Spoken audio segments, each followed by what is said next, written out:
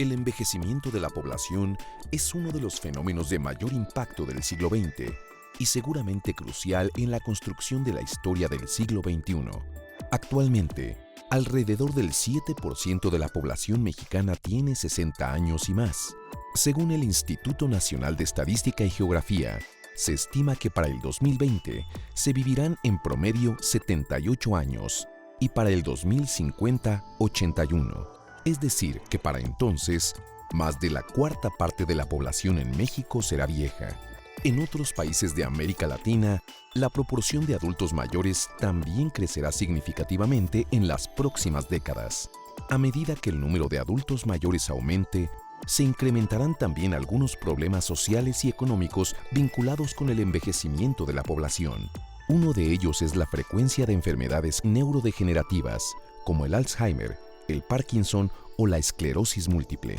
Las enfermedades neurodegenerativas se caracterizan por la muerte de neuronas en diferentes regiones del sistema nervioso y el consiguiente deterioro funcional de las partes afectadas. En general, provocan alteraciones en muchas actividades y funciones corporales como es el equilibrio, la movilidad, el habla, la respiración y la función cardíaca, entre otras. Para estudiar este tipo de enfermedades, el Centro de Investigación y Estudios Avanzados del Instituto Politécnico Nacional creó en 1999 el Banco de Cerebros, que después se transformó en el Banco Nacional de Cerebros. Actualmente resguarda 152 encéfalos destinados sobre todo al estudio de las causas y posibles curas del Alzheimer. El Alzheimer se caracteriza por una pérdida progresiva de la memoria que se incrementa hasta que la persona queda completamente demente, por lo que causa discapacidad y dependencia. Si la enfermedad aparece más o menos a los 65 años, significa que el deterioro neuronal comenzó 20 años atrás. De la totalidad de casos, 5% se asocian a un factor genético y 95% a factores ambientales que aún no se han descrito, pero que, de acuerdo con el equipo del Cinvestav, podrían estar relacionados con el estrés y el consumo de comida chatarra. Además de los avances en el estudio del Alzheimer, México es uno de los países de vanguardia en Latinoamérica respecto a investigaciones sobre Parkinson. La idea es que las aportaciones en estos campos permitan a los científicos entender también otras alteraciones neuropatológicas para poder detectarlas antes de que se manifiesten los síntomas y encontrar un tratamiento que detenga su avance. Hola, bienvenidos a Canal 11. Soy Eugenio Friccione y los invito a acompañarnos a una más de las mesas de diálogo que transmite Canal 11 sobre temas de investigación en ciencia y tecnología. El asunto que abordaremos en esta ocasión es de primera importancia médica y al mismo tiempo profundamente dramático, por lo que puede llegar a representar para la identidad y la vida de una persona. Es decir, las enfermedades degenerativas del sistema nervioso, mismo que con el paso del tiempo puede perder las capacidades para coordinar el cuerpo al que pertenece, la mente que en él reside e incluso la identidad misma de la persona. Para comentar sobre estos terribles padecimientos y la investigación que se realiza sobre ellos, nos acompañan hoy en el estudio 3 investigadores del Centro de Investigación y Estudios Avanzados del Politécnico, el Cinvestav, todos ellos adscritos al Departamento de Fisiología, Biofísica y, apropiadamente, Neurociencias. Para empezar, me gustaría pedir al doctor Benjamín Florán, aquí a mi izquierda, que es jefe de este departamento y al mismo tiempo tiene una línea de investigación muy importante sobre la enfermedad de Parkinson. Pero dinos, Benjamín, ¿cuáles son las principales enfermedades neurodegenerativas que ocurren en México? Bueno, las enfermedades neurodegenerativas más frecuentes en México son la enfermedad de Alzheimer, la enfermedad de Parkinson en segundo lugar, la corea de Huntington y detrás de ellas aproximadamente 20 padecimientos más considerados dentro de este concepto de enfermedades neurodegenerativas. Ellas se caracterizan porque son enfermedades en las que un grupo de neuronas del sistema nervioso central empieza a morir. cómo el sistema nervioso central está dividido en regiones que realizan diferentes funciones. Dependiendo del área donde mueren estas neuronas, es la sintomatología que va a generar la enfermedad. Por ejemplo, en la enfermedad de Parkinson, que es muerte de neuronas dopaminérgicas que se encargan de regular el movimiento, que son las que nos facilitan la ejecución de movimientos, son las que mueren y de ahí vienen sus trastornos. Bien, el doctor José Luna, del mismo departamento, nos va a decir acerca de otra de las enfermedades ya mencionadas por el doctor Florán, que es el Alzheimer. Una enfermedad realmente terrible que... ¿Qué tan abundante es en nuestro país la enfermedad de Alzheimer? Bueno, la realidad en Alzheimer es tan abundante y se espera que realmente se incremente este tipo de enfermedad y, bueno, y también otras, ¿no?, relacionadas al envejecimiento. Ahora hay que ver que realmente esta enfermedad se desarrolla propiamente después de la sexta década de vida del individuo. Entonces sí es impactante. Ahorita aproximadamente se ha estado diciendo que están como 350,000 personas que padecen esta enfermedad y que va a ir incrementándose conforme pase el tiempo, ¿no? No tiene cura. Desafortunadamente para esta enfermedad sí es muy dramático, realmente no tiene cura.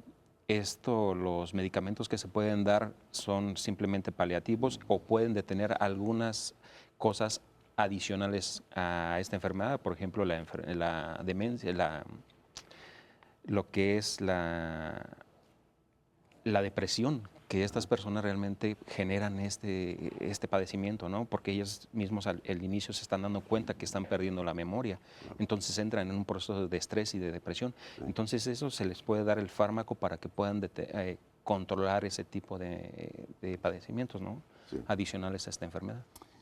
Y una cosa que es importante señalar es que cuando hay un enfermo de estos en la familia, de alguna manera se enferma también la familia. Quizás nos puedas comentar, Miguel Ángel, él es un estudiante en el CIMBESTAB, está realizando su proyecto para tener un doctorado en neurociencias. Y quizás nos puedas comentar acerca de cuál es el impacto que tiene tener un enfermo de esas características en el medio familiar. Es sumamente impactante este aspecto, el tener un familiar que va perdiendo facultades, es decir, que se va haciendo literalmente un adulto, empieza a tener mentalidad de niño chiquito, es como un bebé grandote que no puede alimentarse solo, no puede tener sus funciones básicas por él mismo. Entonces los cuidadores en ese sentido tienen un gran problema, es muy desgastante el tener o ver a un familiar que está padeciendo este deterioro cognitivo. Entonces, sí, las personas, los familiares sobre todo, hay que darles esa importancia de que ellos son los que más sufren el contexto social, el impacto de tener un familiar con Alzheimer, por ejemplo. Sí. A ver, yo quería comentar esto. Esto de tener un paciente que va perdiendo cualquier tipo de capacidad mental, motora, física por las enfermedades, trastorna el medio familiar, trastorna el medio económico, porque estos pacientes salen de la vida activa, de la vida económicamente activa, y porque ya no pueden valerse por sí mismos, ni pueden ser productivos, y esto automáticamente implica que un familiar tiene que dedicarse a atenderlos. Entonces, para una familia representa mucho porque ahora son al menos 2 personas las que salen de la economía familiar. Y si esto lo extrapolamos a lo que representa para un país, que de su gente económicamente activa vaya disminuyendo porque se van dedicando a atender estos tipos de pacientes y demás, son consecuencias económicas muy fuertes para los países en desarrollo, sobre todo como el nuestro. Y en México es una situación más complicada porque, además de que, como decía el doctor Luna, es lógico que conforme pasa el tiempo haya más pacientes que llegan a las edades en donde pueden tener estos problemas. La edad promedio del país está creciendo. En este momento es un país de jóvenes, el promedio de vida es como de 25 años en este momento, pero si uno ve la curva, de qué manera ha venido cambiando la edad, hay una aceleración en el envejecimiento, es decir, en el número de individuos que tienen las edades o que van a llegar a las edades en los que pueden tener este tipo de padecimientos. Sí, y también yo creo que aquí hay que hacer una llamada de atención realmente, ¿no? Porque realmente nuestra población como comunidad está tendiendo a envejecer. Y lo que es más complicado es porque, por ejemplo, la Secretaría de Salud está atendiendo esto, e inclusive ahí, refiriéndonos un poco a lo anterior, es que realmente la Secretaría está desarrollando programas para la atención al envejecimiento y programas también para la atención a los cuidadores. Sin embargo, esto lo que está haciendo es que realmente nos está favoreciendo el cuidado de un envejecimiento normal. Pero en el caso de estas enfermedades neurodegenerativas y realmente no se tiene realmente un fármaco que pueda detener la enfermedad o que pueda mejorar en algún sistema de eso, ¿no? De cognición de la persona. Entonces lo que tenemos que hacer realmente tratar de hacer las investigaciones adecuadas para que busquemos nosotros los medios adecuados para hacer el método de diagnóstico temprano y por ende tratar de buscar algún fármaco que puedan detener la enfermedad. ¿Sí? Entonces, desafortunadamente estas enfermedades neurodegenerativas no tienen cura, ¿no? Entonces, esta es yo creo que una de las partes importantes del centro de investigación en el que nos va a ayudar, o estamos tratando de buscar algunas de estas respuestas, ¿no? a esta No tienen dificultad. cura, pero se puede retrasar el proceso de alguna manera, o hay diferencias entre ellas. Hay diferencias entre ellas, ¿no? Pero, por ejemplo, para Alzheimer, lo que se puede hacer es una gimnasia mental, ¿sí? Que esto lo que está haciendo no es que va a proteger a las neuronas que ya están degeneradas o que están en proceso de degeneración, sino que lo que va a hacer es que el cerebro tenga una plasticidad que se empiece a moldear para que pueda tener una actividad de algunas zonas que no lo tenían. Por ejemplo, se ha comentado, se ha dicho que, por ejemplo, en el envejecimiento normalmente uno en la edad joven tiene siempre la función unilateral, ¿sí? Pero cuando está pasando el tiempo, el envejecimiento inclusive ya se vuelve a ser bilateral, ¿sí? Que esto quiere decir que las dos partes del cerebro están haciendo o teniendo alguna actividad para que puedan tener una función. ¿Sí? Entonces eso es lo que se pretende hacer, que con esta gimnasia mental favorezca esta plasticidad y favorezca que otras zonas puedan empezar a sustituir las zonas que están fallando. Una pregunta, ¿hay modelos experimentales en animales para todas esas enfermedades o hay algunas en las que no se cuenta con esos modelos? No, hay enfermedades en las que no se cuenta con el modelo adecuado. El caso más grave, por supuesto, es la enfermedad de Alzheimer. Aunque existen animales transgénicos que simulan la enfermedad, no mimetiza exactamente todo eso. Para el caso de la enfermedad de Parkinson, ahí es un poquito más avanzado, si hay modelos donde se provoca la muerte de estas neuronas y se ven los trastornos motores, y eso es lo que ha permitido avanzar un poquito más, sobre todo en lo que tiene que ver con aspectos de terapia farmacológica, que es donde más se ha avanzado, digamos, en este tipo de padecimientos. Pero debido a la ausencia de modelos exactos que cumplan, es que el uso de tejido post-mortem obtenido de pacientes es de gran utilidad para avanzar en la investigación de estos padecimientos. Bien, hemos ya escuchado entonces desde varias perspectivas estos problemas que se encuentran con las enfermedades neurodegenerativas y después de un corte vamos a consultar a nuestros invitados cuál es la investigación que está en curso para tratar de hacer frente a estos problemas. En un momento continuamos.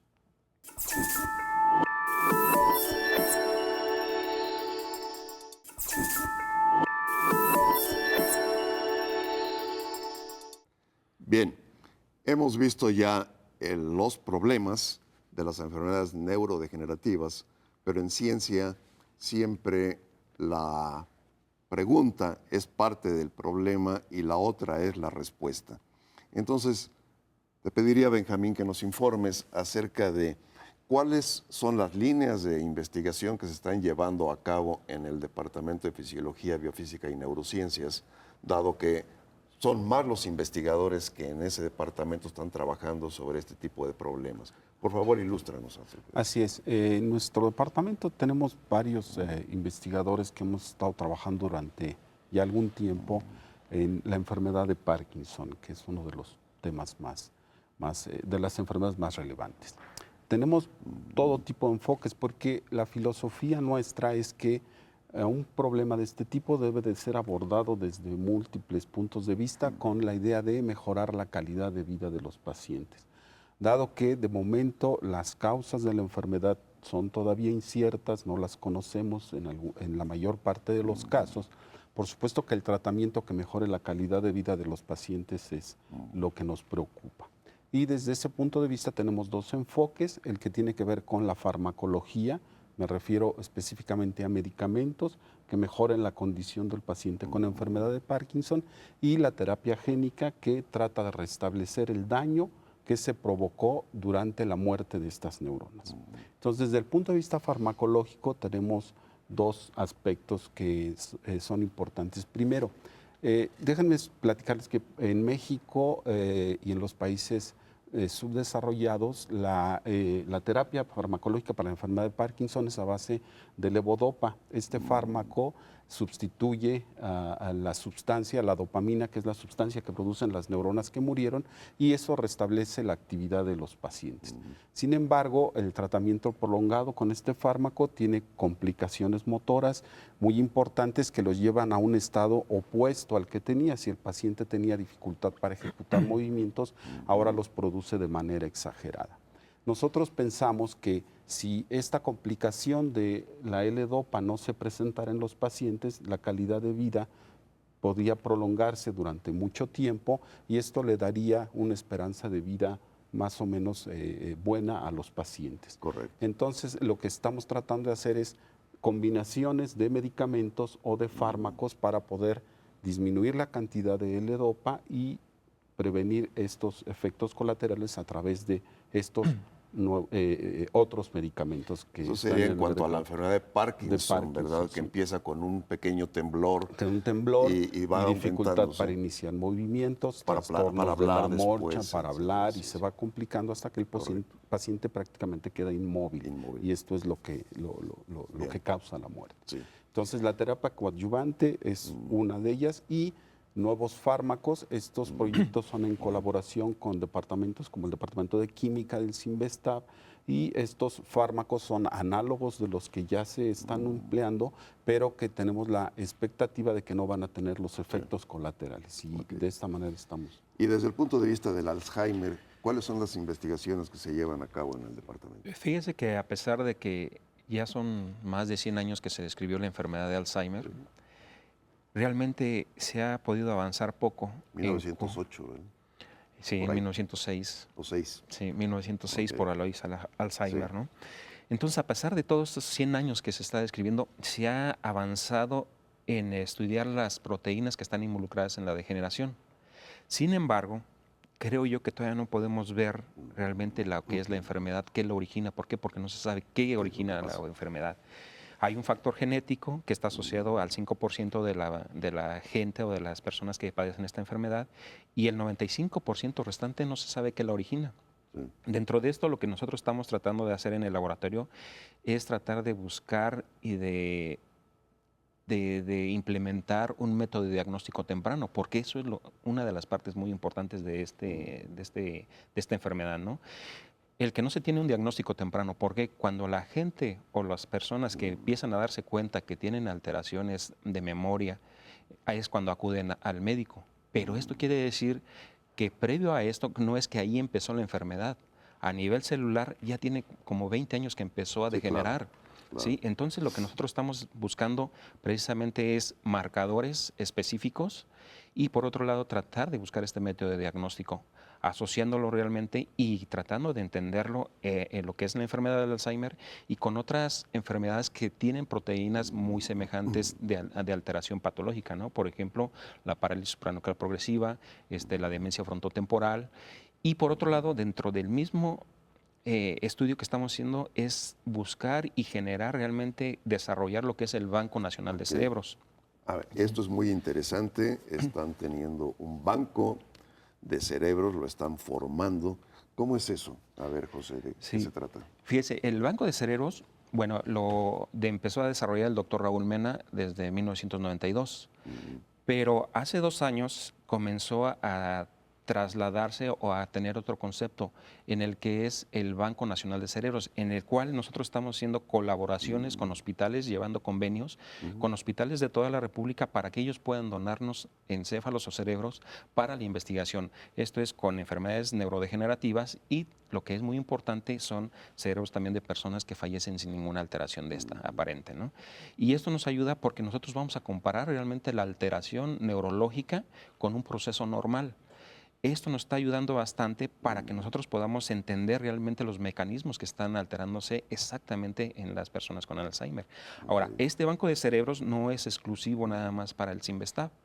Lo importante de esto es que es un centro el cual es un centro de servicio en el cual muchos investigadores o investigadores que estén interesados en estudiar estas enfermedades neurodegenerativas van a poder solicitar tejido para hacer sus investigaciones y esto va Aunque no a sea sobre ayudar. Alzheimer. Aunque no sea sobre otras Alzheimer, ¿sí? enfermedades. Y esto es una de las cosas muy importantes porque esto nos va a permitir, obviamente, tener más investigadores que tengan acceso a este tejido, que normalmente es muy difícil tener acceso al tejido humano, ¿no? Bien, y para continuar con Alzheimer, vamos a pedirle a Miguel Ángel, un estudiante avanzado de doctorado, que nos platique en qué consiste su proyecto doctoral. ¿Cuál es tu tema de trabajo ahí? Claro que sí, doctor. Antes que nada tenemos que aclarar a toda la gente que los humanos son privilegiados porque son una especie que ha tenido un desarrollo neocortical tan abrasivo que ninguna otra especie la ha tenido. Y como tal, representar una enfermedad que ataque esa cualidad intelectual y representarla en un modelo es sumamente complejo todavía. Pero aún así, los científicos se han tenido mucho ingenio. Mi proyecto trata de un ratón en el cual los científicos de California tomaron genes humanos encargados de codificar a las proteínas que generan la neurodegeneración. Estos genes fueron metidos al genoma de ratones para desarrollar un modelo transgénico de neurodegeneración. Esa degeneración es visible en la microscopía, ¿verdad? Claro que Se sí. encuentran componentes dentro de las células nerviosas que normalmente no deben estar ahí y que son producto de la propia síntesis de proteínas de las neuronas, ¿verdad? Pero mal manejada. Exacto. Entonces, ¿qué sucede ahí? Incluso estos genes que participan en la neurodegeneración del Alzheimer son genes que en los humanos se han encontrado mutados, con mutaciones que seguramente van a llevar a un efecto de neurodegeneración. Claro. Entonces, el Banco de Cerebros, el Banco Nacional de Cerebros, también está incorporando tejido de modelos para que también, a la par que estemos analizando humanos como tal, Sí. humanos con la neurodegeneración, estemos también avanzando en el aspecto de los modelos. Y en ese sentido estamos haciendo una caracterización molecular e histológica de qué tanto el ratón se está acercando a lo que presenta un paciente en la realidad como tal. Por supuesto. Claro. Y bueno, nuestros avances, mi proyecto trata de eso, de ver, caracterizar este proceso que sufre el ratón para que nosotros, una vez que tengamos estas características, podamos proponer intervención de fármacos que puedan estar frenando un poco ese estado de avance de las proteínas implicadas.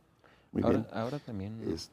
Hay una cosa que habría que mencionar. Estas enfermedades, se ha hablado de genes, son enfermedades que son susceptibles a la transmisión de padres a hijos, así se heredan en el propio material genético, ¿verdad?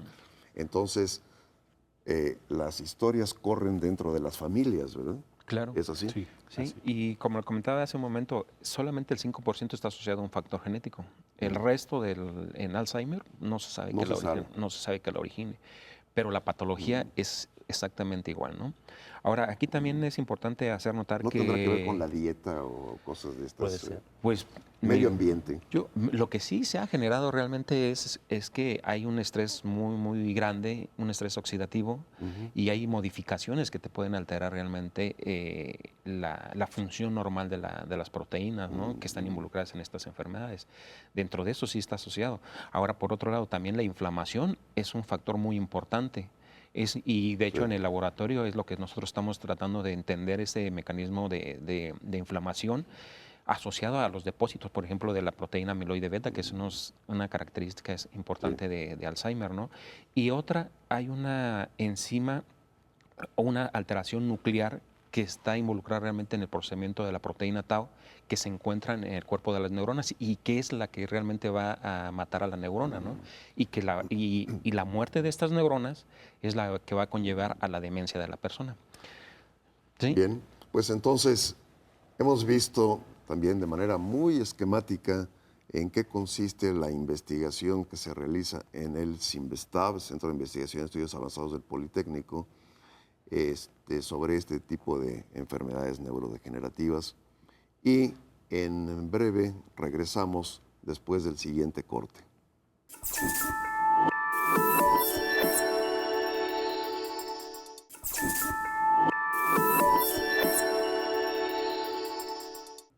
Bien, durante el corte estábamos comentando que hay algunas condiciones ambientales en las que sí se está encontrando alguna liga con algunas de estas enfermedades neurodegenerativas. Benjamín, ¿cuáles son los que tú podrías mencionar para el caso de Parkinson? Sí, yo creo que la enfermedad de Parkinson es de las enfermedades neurodegenerativas donde los factores ambientales en combinación con factores genéticos son los que se ha encontrado mayor relación. Te puedo hablar, por ejemplo, de pesticidas. Se sabe, por ejemplo, que la exposición prolongada a pesticidas es un factor predisponente para el desarrollo de enfermedad de Parkinson. Por supuesto, el ambiente familiar, si la persona es familiar de personas que ya tuvieron enfermedad de Parkinson, automáticamente los pone en una condición de predisposición genética para el desarrollo de la enfermedad. Ahora, cuando estos factores, tanto ambientales como son el estrés oxidativo que se produce por consumir alimentos o por excesos en los tipos de alimentación y demás, con una predisposición de tipo genética, es probable que esto sea lo que lleve a la falla y a la muerte de estas neuronas. Y entonces, desde este punto de vista es como se ha especulado que, por ejemplo, una terapia con antioxidantes, una terapia antiinflamatoria, como lo mencionó el doctor Luna, ¿sí? Un estilo de vida sano, ejercicio, dieta, por supuesto que son factores que pueden retrasar el desarrollo de la enfermedad. Hay una correlación directa porque hay una correlación entre estilo de vida y el el desarrollo de la desarrollo neurodegeneración en Parkinson y en algunas otras neurodegenerativas como Alzheimer. Son cosas que recientemente ya más analizadas a detalle han dado luz sobre que estos factores pueden decir, aunque en esencia la causa se siga desconociendo, sí sabemos ya ahora de que hay factores que son importantes para el desarrollo de esta enfermedad y entre ellos el concepto de estilo de vida sana es el que más prevalece para retrasar cualquier tipo de neurodegeneración. Ahora, desde el punto de vista de la prevalencia, es decir, del número de casos que se presentan en el país de estas enfermedades, de estos pacientes, ¿ustedes juzgan que la investigación que se está llevando a cabo sobre estos temas es la que se necesita en cuanto a magnitud, en cuanto a las capacidades que existen para hacer la investigación? ¿O habría que insistir más, habría que aumentar la planta de académicos que estuvieran trabajando sobre eso, organizarlos mejor? ¿Cuáles serían sus comentarios? Yo creo que lo más importante de esto es que sí haya más investigadores para que se dediquen realmente a hacer frente a enfermedades de este tipo neurodegenerativas. ¿Sí? Eso sí es indudable. Por otro lado, también es indudable que se requieren mucho más cosas para poder hacer frente a un envejecimiento tan acelerado que se nos avecina. Sí, dentro de esto es, por ejemplo, en el banco de cerebros necesitamos más donaciones de cerebro para poder hacer más investigación y tener una gran batería de cerebros que estos también inclusive pueden ser accesibles a otros investigadores. ¿No? ¿Cuántos les llegan promedio por mes?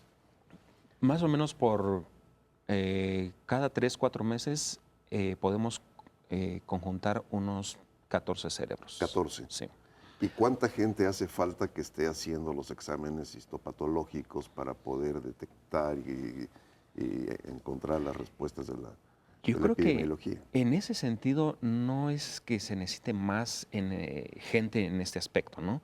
Lo que necesitamos es que inclusive nos están donando 14 cerebros, pero de personas que fallecen sin alteración neurológica. Lo Ah. que nos hace falta es realmente que personas que fallecen con estas alteraciones neurológicas donen sus cerebros para que nosotros a su vez podamos tener más materia para poder trabajar, ¿no? Y en este tratar de caso el investigar. consentimiento claramente Claro. está a cargo de la familia, no Sí, del claro. propio paciente, ¿verdad? De hecho, fíjese que ha sido una respuesta tan impactante esta donación que inclusive han ido personas que no tienen este tipo de neurodegeneración al banco de cerebros y a que ellos quieren donar su cerebro para la investigación. Ahora, lo que tenemos que hacer también hincapié aquí, que el sector salud pueda favorecer esta donación de la toma de encéfalos para la donación. Esto también es importante que otros hospitales o los hospitales que puedan favorecer esta toma de encéfalos para que pueda ser trasladado después al banco de cerebros, ¿no? Ahora, por otro lado, también en relación a la implementación de programas de atención, también hay que hacer frente a esto, ¿no? Porque no nada más es ver la investigación básica, también hay que ver la investigación social. Y la investigación social también es muy importante porque esto va a ser para que puedan atender a pacientes y que puedan atender a los cuidadores, que es otro impacto muy, muy grande que va a ser, que es colateral al daño de la O persona. sea, es toda una tarea, el reto es enorme realmente para poder enfrentar estos problemas. Y, a ver, tú querías decir alguna cosa. Sí. Yo lo veo un poquito más en el contexto de un país. Mira, Sí. un país que está cambiando su dinámica de vida, cuya esperanza de vida cada vez es mayor, cuya incidencia de estos padecimientos cada vez es mayor. Y si nosotros, por ejemplo, hacemos la analogía en cuánto ahorita estamos gastando en salud, en problemas metabólicos, llámese diabetes, hipertensión, etcétera, yo creo que la investigación ahorita está empezando a dar resultados, la calidad de vida va mejorando, pero con el paso del tiempo ahora vamos a tener otros problemas que son las neurodegenerativas justamente. Entonces, yo creo que tenemos que prepararnos como país para este reto en particular, cuando nuestra población sea vieja y tenga más enfermedades neurodegenerativas. ¿Cómo las vamos a atender? ¿Cómo los vamos a dar a curar? Y entonces, en ese sentido, creo que estamos en el momento de dar un impulso fuerte a la investigación en ciencia básica y en ciencia aplicada para que podamos hacer frente a este problema que se está incrementando y que va a llegar un momento en que si nosotros no tenemos mejores expectativas terapéuticas para estos pacientes, vamos a tener un problema tan fuerte como el que tenemos ahorita con los padecimientos metabólicos. Entonces, es el momento de invertir como país en investigación en esta área para que en el futuro podamos enfrentar el problema. Claro. Ahora, si podemos prevenirlo y curarlo, por supuesto que bueno, Sí. ¿verdad? Pero si no, por lo menos tener una herramienta o una estrategia terapéutica que le permita a ese paciente tener una mejor calidad de vida. Yo creo que ese es hacia donde nos tenemos que enfocar en este momento. Miguel Ángel quiere apuntar algo. Sí, es importante señalar que otros países que no son México, que son de primer mundo, Es lo que iba yo a preguntar, tienen comparativamente. un desarrollo más, se puede decir que más profundo, ¿no? Pero no podemos generalizar que lo que en esos pacientes se encuentran se puede aplicar a todos los pacientes que hay en el mundo. De hecho, la población mexicana, la población nórdica, europea, presentan pues diferencias genéticas sutiles que pueden no siempre una misma terapia ser aplicada a todas las poblaciones. Entonces, es importante que todos los países tengan una buena inversión en lo que es tratar de entender las enfermedades para proponer estrategias que impacten directamente a la gente que se está estudiando en la región específica. Porque sí, hay investigación a nivel mundial, pero sí tenemos que tener en cuenta que hay diferencias también genéticas entre nosotros como especie para poder tener una cobertura mayor. Claro, para esto requeriríamos una coordinación, digamos, de esfuerzos, ¿no? Mínimamente. ¿Hay algún tipo de acción que esté teniendo lugar que ustedes sepan a nivel, por lo menos, de los académicos, de los investigadores, de coordinar los esfuerzos de investigación y de alertamiento a las autoridades para hacerles ver precisamente este problema? Sí, mira, yo creo que una de las cosas que hace el Banco Nacional de Cerebros es justamente esa.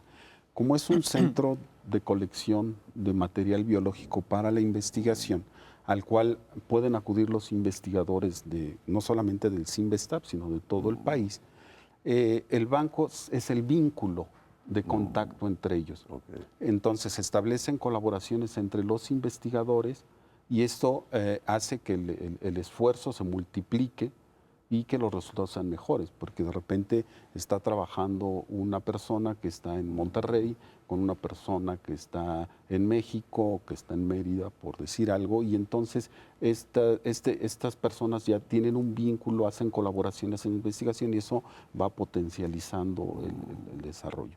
Por otro lado, el banco tiene un apoyo muy importante de la Secretaría de Salubridad a través de la Comisión Nacional para la Atención del Envejecimiento, que se encarga de hacer toda la difusión, toda la promoción del banco, la utilidad que puede dar y que junto con sus campañas que ellos realizan para capacitar a los cuidadores de los pacientes con la enfermedad de Alzheimer, de atención al envejecimiento, a la depresión, el envejecimiento y demás, se hace una unión de esfuerzos ahí muy interesante porque está acercando inclusive a la gente a los resultados de la investigación y la gente empieza a estar pendiente ya de las nuevas descubrimientos que se vayan haciendo. O sea, para alguien que sospecha que él mismo o que su familia, algún miembro de la familia, pudiera tener una enfermedad neurodegenerativa, hay la suficiente información. Tiene que ir solamente a una clínica del Seguro Social o del ISSSTE o a un hospital. De salubridad, claro. Y entonces encuentra toda la información para poder preguntar, informarse. Tenemos ese servicio. Sí, también tenemos el servicio de la página de internet del banco, donde pueden acceder a la información del Instituto Nacional de Neurología y Neurocirugía, con quien se colabora en este sentido, y con los diferentes convenios que se tienen con los estados, ellos también hacen Correcto. La difusión. Muy bien, pues se llega el tiempo de ir a otro corte, nuestro último corte, para regresar en un momento al siguiente bloque.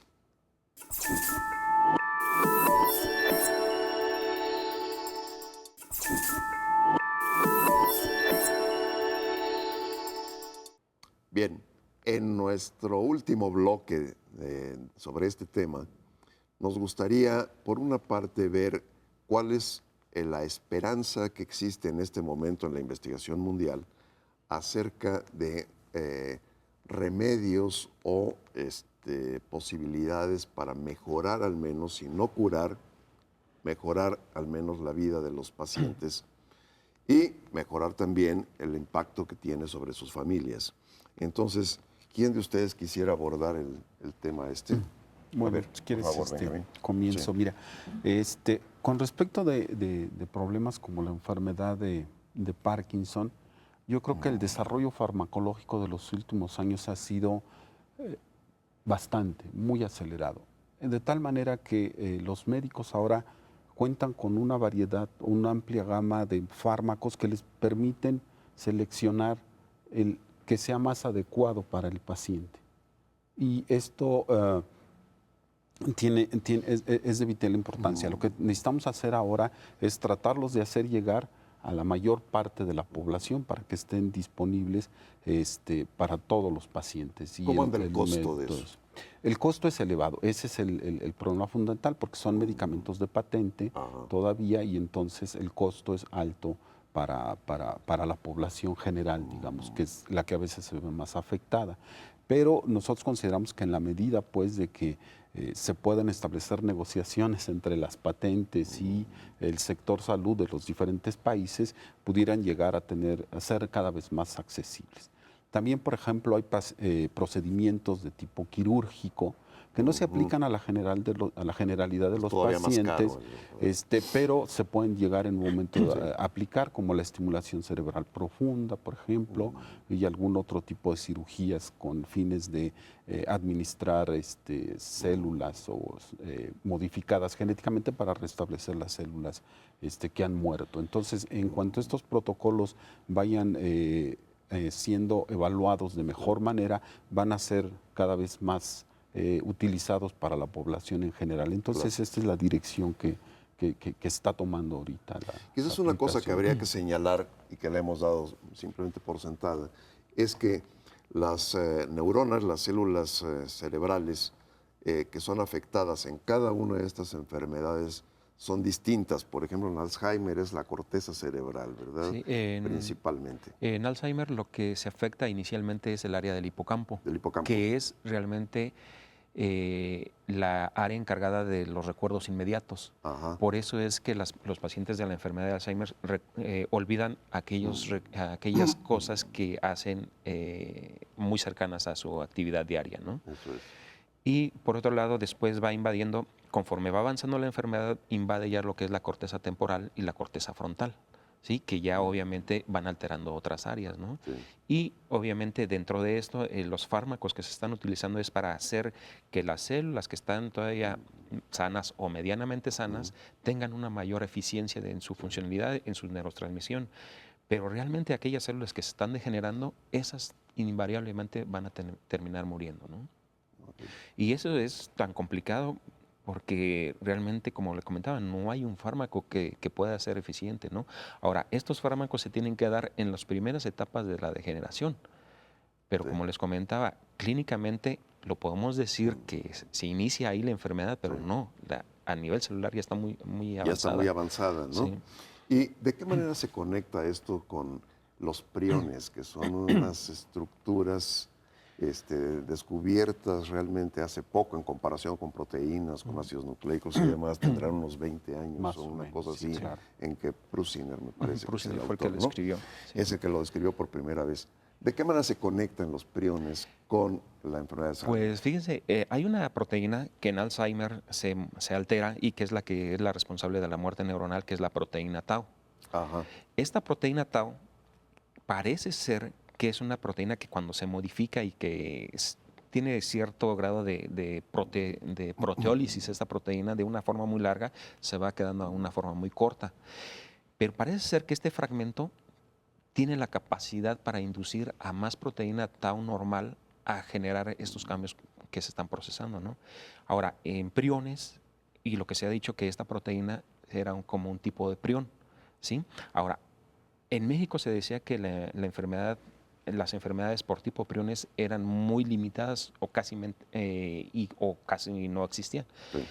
Pero recientemente nosotros encontramos en estas donaciones que nos han dado al Banco Nacional de Cerebros en los últimos años, encontramos que realmente nos llegaron 5 casos, 6 casos de enfermedad por priones. Entonces quiere decir que esto simplemente no ha sido abordado, no ha sido estudiado. Entonces sí es importante que nosotros determinamos en qué momento es asociado a un factor de priones, ¿no? Y por otro lado, hay que entender que cuando una demencia es completamente acelerada, la enfermedad de Alzheimer tiene una demencia prolongada, sí, que lleva hasta de 15, 20 años, mientras que la enfermedad por priones lleva una demencia extremadamente acelerada que van de 2, 3 meses hasta un año. Precisamente por la capacidad replicativa de los priones. Exactamente, sí, y entonces eso es importante que nosotros lo veamos porque inclusive en México no se hace un diagnóstico específico para este tipo de priones, inclusive en otras enfermedades neurodegenerativas, ¿no? Que es lo que nosotros pretendemos que en el banco hacer un centro de referencia de diagnóstico molecular para este tipo de enfermedades neurodegenerativas. Muy bien. La investigación, como ustedes pueden ver, tiene muchísimos ángulos, son muchas cosas las que se tienen que estar atendiendo y todos los días como resultado de la propia investigación aparecen nuevas preguntas. Es cierto, se responden algunas, pero las preguntas-respuestas dan lugar a nuevas preguntas. Tú, Miguel Ángel, has encontrado que dentro de tu proyecto las respuestas que ya puedes dar con respecto al ratón y al modelo que estás tratando de generar, te plantean otras preguntas más. Sí, en ciencia siempre es así. Se da un avance y luego se descubre, se valida una hipótesis, pero sin embargo los conocimientos nuevos sirven para el siguiente escalón, que es ofrecer respuestas a ir conociendo los procesos. Sí, lo que nos puede ofrecer los modelos es un aspecto todavía muy parcial, pero queremos dar un golpe certero a entender de forma más completa este proceso neurodegenerativo y ofrecer una alternativa, una terapia. O conociendo mejor la enfermedad, conociendo bien cómo se origina, se pueden hacer predicciones. Y bueno, eso siempre va arrojando más y más pues, preguntas que se tienen que ir subsanándose. En ciencia es así, entonces el día que se sepa todo, los científicos no van a tener prácticamente nada bueno, Sí. que trabajar. Pues, Claro. por así decirlo. Ahora bien, por ejemplo, en el modelo de ratón transgénico que está trabajando Mike, esto nos ha ayudado, por ejemplo, se meten secuencias de genes donde es con mutaciones de, por ejemplo, la proteína para que generen los depósitos de amiloide beta, por ejemplo, y que realmente también se empiece a agregar la proteína tau. Aquí en este análisis que ha hecho Mike muy concienzudamente, hemos podido ver que sí se agrega la proteína tau, que sí se agrega el depósito de amiloide beta, pero su procesamiento de la proteína como tal, como ocurre en Alzheimer, no es en relación a la proteína tau, es específicamente, ¿no? Esta proteína se empieza a acumular, Sí. pero lo que sí está haciendo es especie específica. Nosotros le estamos metiendo genes humanos. Y esto normalmente lo que se pretendía era que la proteína modificada jalara y desestabilizara Claro. los microtúbulos de la neurona, ¿no? Pero no ocurre así. ¿Sí? Entonces lo que estamos ahora tratando de hacer dentro del procedimiento de Alzheimer es que hay una truncación, hay proteólisis de la proteína que no Proteólisis ocurre. quiere decir que se Rompimiento. desbarata Sí. el rompimiento de Es la rompimiento proteína. de la proteína, Sí. no existe en ese ratón transgénico. Ahora lo que está haciendo es ahora buscando realmente que nosotros tratemos de inducir esa truncación en estos modelos, y si resulta ser el depósito de amiloide es muy parecido al que se presenta en el cerebro. Pero ahora resulta ser que la proteína tau, que es la que implica realmente la neurodegeneración, es la que nosotros tenemos que tratar de inducirla a que se trunque de una manera natural, ¿no? Y eso es lo importante, lo que estamos buscando en el cerebro, qué trunca o qué hace que, o qué enzima genera que esa proteólisis, Sí. esa truncación se empiece a dar, ¿no? Bueno, es quizás muy difícil llevar una plática de esto sin necesidad de aludir a términos que son necesariamente técnicos y que sería pues muy prolongado, muy complejo explicar aquí a nuestro amable auditorio. Pero creo que lo que podemos rescatar, una cosa muy importante acerca de estas presentaciones, es que México está haciendo realmente un esfuerzo, tiene que hacer más, pero se está haciendo un esfuerzo importante para tratar de enfrentar a tiempo, para prevenir el problema que se va a presentar con el paso de los años. Y yo quisiera agradecerles a ustedes. Bueno, si alguien tiene algún otro comentario de despedida que quisieran hacer, a ver, nada más. Benjamín, como jefe Sí, del no, departamento. Claro. Sí. Quiero apuntar pues que en el Sinvestab estamos muy interesados en este tipo de problemas, que nos guía pues la idea de poder ofrecer algo a mediano plazo que nos pueda ayudar, que vamos en el camino correcto, pero que necesitamos más apoyo de la gente, para el banco, para nuestras investigaciones, y que bueno, en la medida que contemos con Sí. estos apoyos, ofreceremos más resultados. Muy bien. Bueno, pues quiero agradecerles a todos ustedes, Benjamín, Miguel Ángel, José, el que nos hayan acompañado para informar a nuestro auditorio acerca de estas líneas de investigación. Y a ustedes, amable auditorio, invitarlos a que nos acompañen en una más de estas transmisiones sobre problemas científicos y tecnológicos y la investigación que se hace en México al respecto. Hasta la próxima.